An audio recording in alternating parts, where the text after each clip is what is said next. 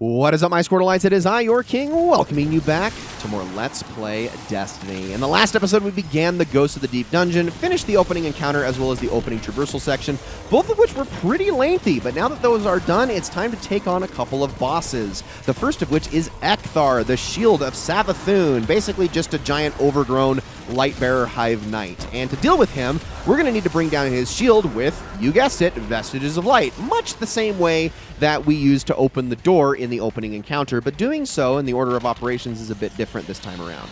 My teammates are going to stay above and out of the water while I dive down into the water to do the main mechanic here. I'm taking note of the symbols by activating Deep Sight, and then I need to jump down here and activate those corresponding symbols. However, there are plenty of rooms that are not those symbols, and if I activate any of those, it will instantly kill me. So you don't want to do that. You want to make sure you activate the right ones. But the whole time I'm doing this, Ekthar is going to be chasing me around, and if he hits me, that is a two-pronged issue. First issue, he drops my pressure resistance very quickly. One hit immediately will put me in peril unless I'm like right next to a bubble. But two hits, I'm dead. So I have to be very careful. Basically, the rule of thumb here is you always want to be moving in a straight line. I would highly recommend also jumping. It keeps you just out of range of him at all times. You never want to double back, though, because he's always going to be directly behind you. The other problem, though, is that when he hits you, he sends you flying, and that'll a lot of times can send you right past some bubbles, which can make surviving even harder. But I'm just kind of running around the room, activating them all, and you know that's done when you get the prompt that says the runes align with a crackle. So once all that is done, I'm going to head back up. But each time I activated a rune, a correct rune, a Lightbearer Hive Wizard spawned up here, and my teammates have been killing them. Upon killing a Lightbearer Hive Wizard, you are going to get a ghost that you can then crush. That is going to give you a Vestige of Light, which you can then dunk into one of the 3 Thrall statues around the room. Now, I just kind of committed a taboo there because I didn't realize that there was still one Hive Wizard still alive. I'm about to activate the farthest Thrall statue last, which you should never do. You want to activate either the one on the right or the left last, and that's because you're going to want to run back to where the flag was rallied in order to start damage, and that will make a lot of sense here in a second. So we're going to do the last one, run back. Ekthar is now going to appear above ground, out of the water. I think I was trying to panic switch to Arbalest there, but it didn't happen. There's a reason for that. But in the back, a Hive Knight is going to spawn. Once he's dead, he's going to drop this pool here, which is going to give you the piercing light buff. Now we can start damaging Ekthar.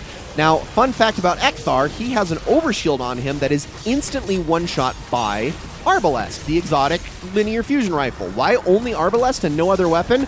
Nobody knows, but that is a quirk with this dungeon and this dungeon alone. This is also going to apply to the final boss. But once you make your way through that shield, now you can start doing damage. I am doing horrible damage with Lament. That is the only time I did the combo correctly. Why?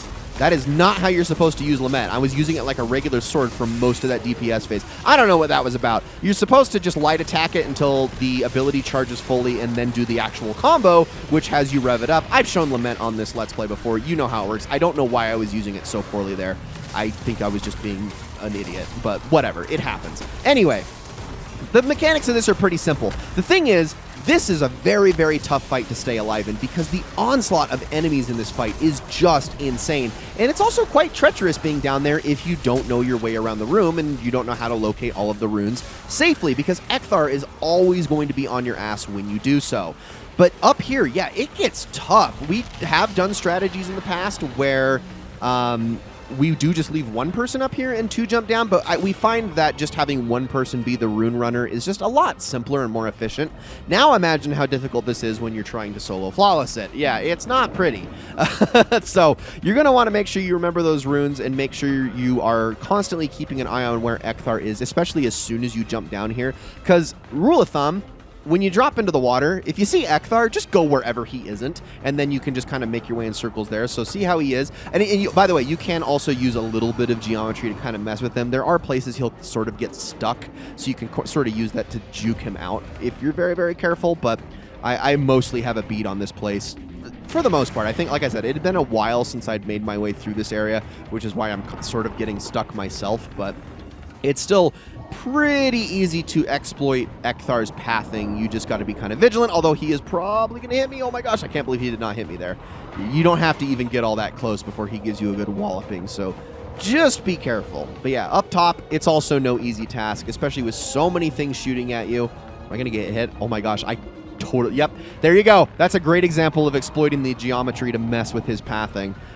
Just kind of got him stuck on the lip of the coral reef there, but I think I was searching for the last room. There it is. And once all of them are activated, the runes successfully align with a crackle, we can go back above. Don't have to deal with him any longer. You can, if you want to, align one rune, jump back up to, I guess, catch your breath or whatever, kill a wizard, and you can take your time with this, but I just don't really see the point in it. It's so much easier to just go down, grab all the runes at once, then come up and take your time killing all of the wizards.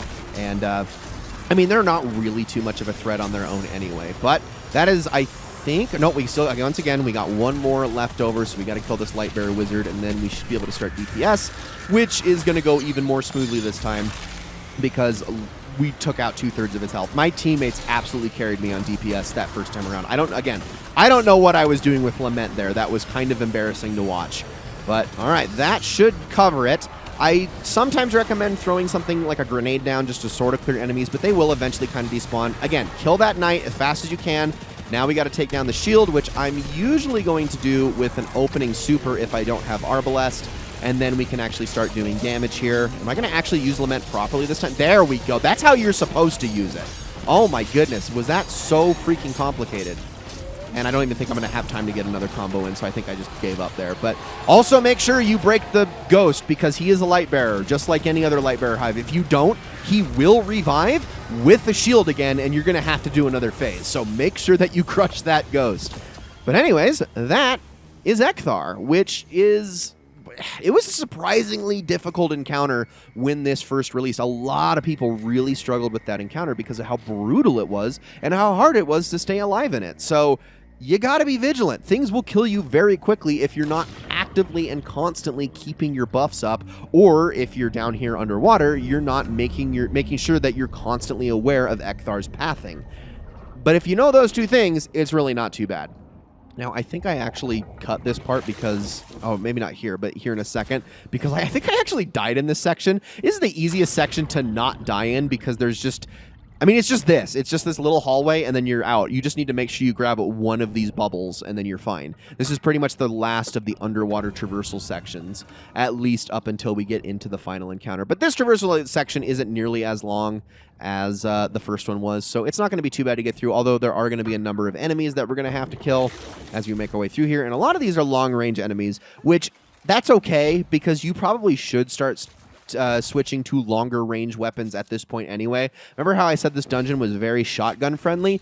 It doesn't totally end here, but it kind of ends here. You're going to get to a point here soon where you're really going to want to have more things that are going to keep you alive. I think I just forego it and keep going anyway for some reason. I don't know why, because we're getting into a room here where there's a bunch of wizards and a bunch of shriekers and not a lot of short-range weapons, or a lot of short-range enemies. Oh my gosh. Yes, okay, switch to a rocket. Think common sense, although I only have 2 shots, so maybe that isn't the most common sense. But yeah, going through this room, you're going to deal with shriekers. I think there's only 2 shriekers, but the wizards can be pretty oppressive in here, so you've got to be mindful of them. They can do a lot of damage. I love that I'm using a shotgun. Okay. Yeah, I don't really know what I was thinking in this footage, to be completely honest with you. Use pulse rifles, scout rifles, even auto. I mean, honestly, any primary is fine, except for maybe a sidearm or a SMIG, submachine gun. You just want to make sure you have at least some long-range options to deal with a lot of enemies, because you're going to be traversing across these long gaps. I guess the shotgun's good for these knights here, but you're going to have to deal with these shriekers firing at you, and then more wizards are going to spawn behind, which I think I cut here because I do die to them here in a second. Yeah, I totally do. Oh, that's just amazing. The other secret chest is also in this section. We'll get to that in a second. You need to kill well, I guess you don't need to kill the ogre, but you're going to want to kill the ogre before you get to it. I think my friend already did, because the ogre usually spawns under this giant pergola here, and the chest is on top of the pergola. So just going to want to make sure you kind of platform or use grapple to just get your way up here. There's a couple of ways of doing so, but be very careful. Get that second chest. And there we go. Now we can start heading down into the final encounter, which is actually just below here. Like I said, this is a much shorter traversal section than the first one. So, yeah, these bosses are actually pretty close together. Now, as we head in here, please take note of the very striking visual of this arena. I got to kill this ghost because we need to stop this ritual from occurring any further, and that's how this encounter is going to begin. That's right. This entire arena is located right on top of the desiccated corpse of Oryx the Taken King himself. This is where he ended up. After we killed him in King's Fall and his body floated away, he fell all the way down to the very depths of Titan, and this is where his body is. And the Hive seem to have found it first, but we have made it here not long after in order to stop this ritual that actually has some incredibly funny lore implications when you remember the kind of character that Oryx was, but we'll talk about that in a second. First, I want to get into the mechanics of this fight. So, we're going to want to start by grabbing Deep Sight. This is going to reveal to us the 3 points of triangulation, one of which is always going to be on his chest. The other possible points are here on his knee, down on his left foot, up on his left arm, or up on his head. We got the right knee and the left foot, so we're going to want to make sure that we reveal the runes that are supposed to appear above these locations. So here's how this works. Once you have activated Deep Sight, knights are going to start spawning. They're going to all be named Vorlog, which I believe is the knight resurrected from, I want to say, the Dark Below, all the way back in Destiny 1. That knight is going to be shimmery and glowing. You need to make sure you're standing in the green glowing circle, which only appears when you walk over it, close to the point of the triangle. So like as you can see, as I walk toward the foot, a green circle is now at my feet. I need to be standing in this when I kill Vorlog. It's very easy to kite him over to where you're at and then kill him that way. You can do it at a distance, but it's just a little harder sometimes. So make sure you're standing in the circle when you deliver the death blow. Once that's done, a ring is going to appear in the sky. However, Samuma is going to teleport to your location where you killed Vorlog, so you're going to want to get away from her, because she does do a lot of damage for a couple of reasons. Go up to the ring, and you're going to want to line that up with the Hive symbol. That will then make the rune appear in the sky, and you're going to need to take a note of that rune, but we'll get into that in a second. The reason Samuma is so deadly is not only because of her normal shots, but every once in a while, she is going to release clusters of moths towards your location, and it's going to be like 10 moths. It's a lot of moths. Just 2 or 3 of these moths is enough to kill you, so you're going to want to make sure that you're shooting these moths out of the sky, or you're going to be very, very dead. She is very deadly in this fight, so please be aware of that as you're making your way through. You also have all the other enemies to deal with. But once we have gotten the symbols all aligned, which can be done even more easily by ADSing, by the way, that's the surefire way to make that work. It is now time to head into the 3 water walls around the arena. Now, technically, you don't need to activate all 3 symbols. You only need to do 2, and then you can just figure out the 3rd one by process of elimination, but you need to at least activate 2, because once you head into these rooms, you're going to find a Lightbearer Hive, but also a symbol in the sky. And here is the Hive Wizard, and then the symbol that looks like a hamburger. I also think I die here, so pardon the cut. But I'm going to need to kill the wizard because they are going to drop the Vestige of a Wizard. In the other 2 rooms is the Knight and the Acolyte, dropping the Vestige of the Knight and the Vestige of Acolyte, respectively. The name of it doesn't matter. What matters is the symbol. You need to take stock of that symbol, and you need to remember where that symbol goes. If you don't remember, you're going to see as soon as you get back, but the problem is you can't dunk until you activate Deep Sight. Now, Deep Sight itself can only be activated on a timer. Once you've done so, it's going to take a minute for the Deep Sight to come back. So it's best to kind of wait for everybody to sort of gather up, but you need to balance this with the timer. So I'm going to activate it, and now I can dunk it on the spot directly below the symbol. This little green ball here will not appear unless I've activated Deep Sight, so you got to make sure that you have that up. So the way I'm doing it is I'm managing 2 of the rooms while another teammate manages 1, and then the 3rd teammate is basically just handling ad clear and also pulling Samuma's aggro and occasionally reviving those of us who die, which of course happened to me. So this is the Night Room, and you can see there's now a different symbol here. I'm going to need to collect that as well. Once all 3 symbols are dunked, then damage begins. Okay, this is a very long process, an extremely long process. This fight was often criticized for being way too long, but again, the entire point of this dungeon is that it is supposed to be an endurance test, and I understand it. But not a lot of people love it upon replaying it too much. So this fight in a future release of this dungeon was also made a lot simpler, because I do believe you either only needed to dunk 2 points, or something like once you've activated all of this one time, you don't need to do it again. You can basically just stay on the damage phase against Samuma forever, or something along those lines. But regardless, this is a very, very long fight. And once we have activated the last one, on top of all 3 of these points is going to be the section that we're going to need to be in to start doing damage. I actually have Arbalest this time, which you're going to want to have for this fight just because of how long it freaking takes to actually take down Samuma's shield. Let's clear out these ads too, because you're going to have to deal with them. But once all of that is done, now you can start doing damage. Samuma thankfully does have a pretty large hitbox for a wizard, so honestly a great opportunity to use linear fusions, but using homing rockets is not always a bad idea either. She will duck and weave a bit, so be careful. In fact, on the second damage phase, I believe you're going to see me totally whiff a super for that very reason. But we got a lot of damage in this phase. This was like a very ideal damage phase, so that went pretty well.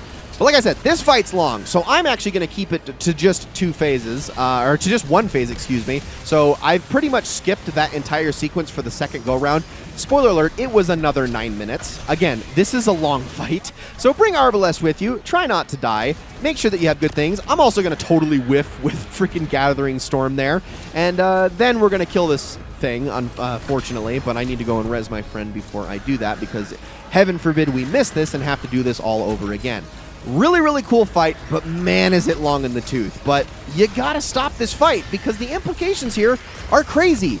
Oryx, he believes in the sword logic. Being revived the way Guardians are revived goes against everything he believes philosophically. So stopping it not only saves us from him, but probably saves the Hive from themselves. The signal's clearing, and I'm receiving your ghost's feed of... Is that... Oryx? Were the Lucent Hive trying to...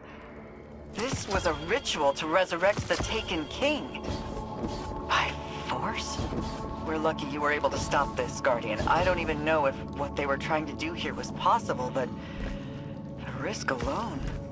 I'm going to contact Ikora immediately. She'll want the Hidden to secure Oryx's remains for study.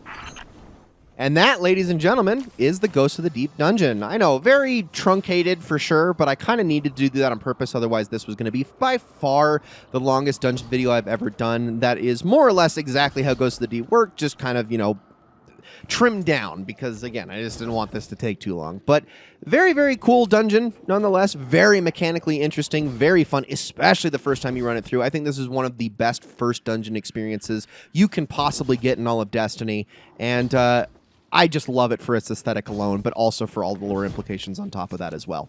Thank you all so much for watching, guys. We're heading back into Season of the Deep in the next episode, so I will see you all in the next one.